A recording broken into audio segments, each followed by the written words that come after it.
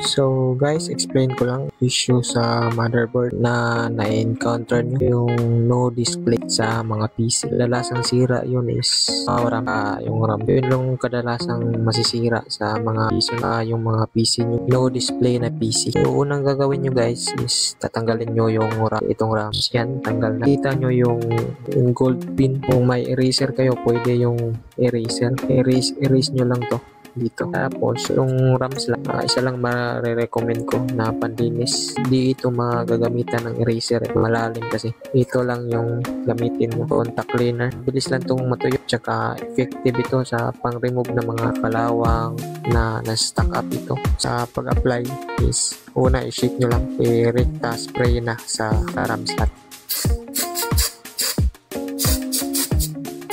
Matuyuin lang, mga wala pang 1 minute, tuyo na yan. Quick dry siya, tuyo na. So sa RAM, pwede din mong sprayhan ng contact cleaner ito.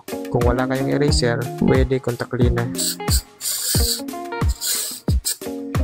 Ayan, patuyuin lang po. Mabilis lang tuyo. Ayan, kita nyo tuyo na. Mas mabisa yung contact cleaner kaysa sa eraser. Kasi nakakalinis ito ng mga dumi, mga stain. Kasi ito, kakalawangin tong RAM minsan. Pwede nyong i-blower kung may blower kayo.